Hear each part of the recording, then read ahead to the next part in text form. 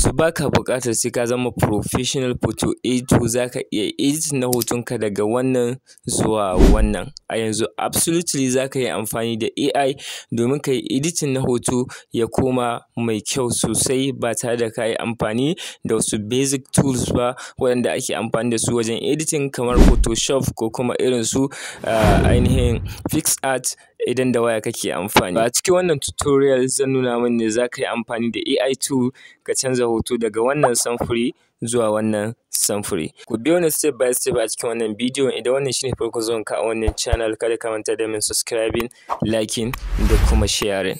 Mu je a cikin bidiyon. Mataki na farko shine ka ɗauki hoton da kake son editing naka ne ko kuma na wani. Mataki na biyu ka zo akan wannan website ta Adobe Firefly, na taɓa ku bidiyo akan ta, sai kai create na account, sai ka zo a ƙasa zaka ga inda aka saka creative field, so ka danna akan wannan creative field sai ka je kai uploading na wannan hoton da ka ɗauka. Kana yin uploading na wannan hoton da ka ɗauka sai ka zaɓi insert. Zaka ga ya kawo maka option kamar haka, sai ka danna akan brush sai ka rage size ɗin shi gwargwadon yadda kake so ka yi ainihin brushing na wani item da kake so ka cire ko ka saka a cikin wannan application, a cikin wannan hoto. So a yanzu kai tsaye zan fara canja mata takalma, da haka kai tsaye zan zo in yi brushing na waɗannan takalman kamar yadda kuke gani. So kana kammala brushing zai nuna maka cewa ka saka rubutu kamar haka. So zaka iya tsayawa ka gyaggyara brush ɗinka daidai inda kake so ya kasance, sai kai brushing ɗin shi da kyau da kyau. Daga nan sai ka zo ka rubuta abin da kake so ya bayyana a wannan wurin. So ni in this case kun ga takalma ne, so ina son ya kasance an samu takalmi purple. Dan haka sai in danna akan generate, za ku ga yana yin generating. Kaɗan ba shi sakanni haka kai tsaye za ka ga ya kawo maka samfurin takalmi daban-daban. Misali wannan ko kuma wannan. So kai tsaye za ka iya zuwa idan bai maka ba ka danna akan more, zai sake yin generating na wasu kalan takalma daban-daban. So bayan ka ga daidai wanda ya maka sai ka danna akan keep. To kana dannawa akan keep, waɗannan da ka zaɓa za su kasance akan wannan hoton da kake editing. So yanzu zan zo in saka mata jaka kamar haka, sai in danna in rubuta, za ku ga jaka ta kasance. Daga nan zan zo in canza mata ainihin wannan skirt ɗin ya koma wando. So kai tsaye zan zo in yi brushing ɗin shi da kyau, sai in rubuta kalan wandon da nake so ya kasance. Bayan na kammala zan koma a gefen hijabi, shi ma zan tabbatar cewa na yi ainihin na fitar da fuska, saboda idan baka tsaya ka yi brushing na fuskan da kyau ba, so za a iya samun matsala a lokacin da zai yi generating na wannan tufafin, sai kasance fuskar ta yayi affecting na wannan fuska ɗin. So ka tabbatar ka fitar da fuska da kyau. Zaka iya zooming na hoton ta yadda zai baka damar ka yi ainihin brushing ɗin shi da kyau. So bayan ka kammala brushing sai ka rubuta kalan hijabin da kake so ko kuma duk abin da kake so ya kasance wannan waje ɗin. So bayan ka kammala rubutawa kamar yadda kuke gani na rubuta, so gashi nan ya kawo min bayan na zaɓa, kai tsaye sai in danna akan keep. Sun ga hotona ya fara zama mai kyau. Abu na gaba yanzu shine zan zo in canja wannan gida ɗin, in canza fasalinsa da kuma tsarin abin da nake so ya kasance.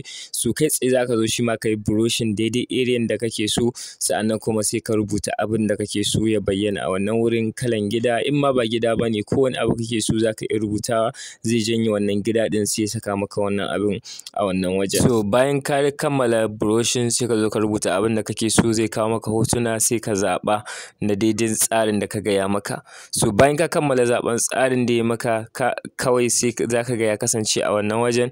So abin da zaka yi shine sai a nan filin na ƙasa kenan za mu zo mu canza shi ma, zaka zo ka yi brushing ɗin shi da kyau. Ka tabbatar ka bi shi step by step, ka yi brushing ɗin shi, domin idan ba haka ba zai baka matsala. Ku bi ni a ƙarshen bidiyon nan zan nuna muku yadda ba za ku yi wannan wahalar ba, kawai za ku canza background kai tsaye na wannan a cikin wannan website ɗin ba tare da kun tsaya wannan brushing na wannan part ɗin ba, kuma hoton zai yi kyau sosai. Saboda ku biyo ni zuwa ƙarshen wannan bidiyon. So daga nan zaka zo ka rubuta ainihin abin da kake so ya zama a wannan wajen. So amfanin wannan shine idan kai shi wannan part ɗin zaka iya ainihin customizing ɗin shi daidai yanda kake so, saɓanin ka canza background gaba ɗaya kai tsaye. Shi yasa na bi wannan part ɗin sabida ku ga yanda ake yin wannan. So sabida haka zaka zo bayan ka kammala rubutawa ka yi generating, sai ka zaɓi daidai wanda ka ga ya maka da wannan hoton da kake editing. So idan ka duba hoton mu ya ƙara kyau kuma a yanzu ma za ka iya adin na abin da kake so kamar irin mota haka ko wani abu ko wasu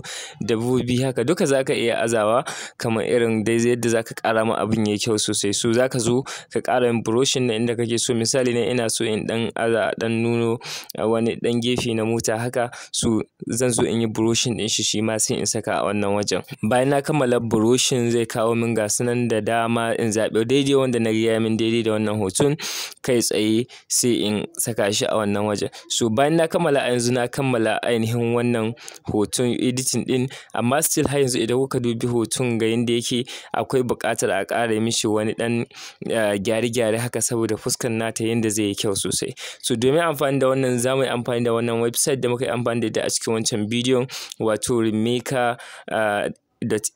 So za mu shiga a wannan ainihin website ɗin saboda za ta ba mu dama mu yi enhancing na quality na wannan image ɗin, sannan za mu iya modifying na fuska. So saboda haka ku biyo mu a cikin bidiyon. Amma haka bari in nuna muku hanya mafi sauƙi da za ku canza background na hotonku ba tare da kun yi brushing na wannan part kun yi brushing na wannan part ba.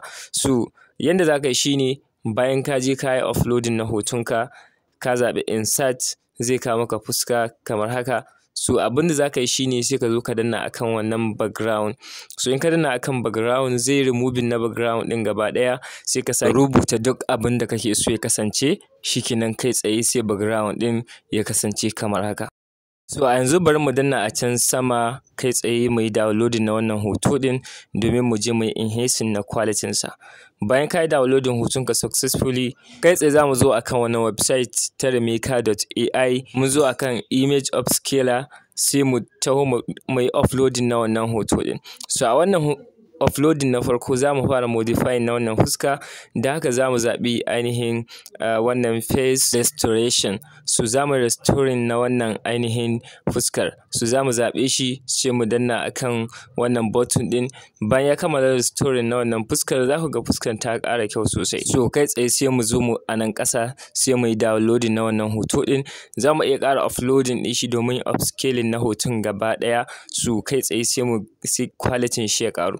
So na ƙara uploading ɗin shi, na yi upscaling na wannan hoto ɗin, da haka shi ma kai zan zo in yi downloading ɗin shi. So idan kuka duba hoton a yanzu za ku ga result ɗinmu kamar haka. Daga wannan mun mayar da shi zuwa wannan. So kai tsaye yanda za ka riƙa edit na hotunan ka da AI kenan ba tare da ka yi amfani da wani basic tools ba kamar irin Photoshop ko kuma PixArt. Idan wannan bidiyon ya amfani ka, kada ka manta da min subscribing, liking da kuma sharing.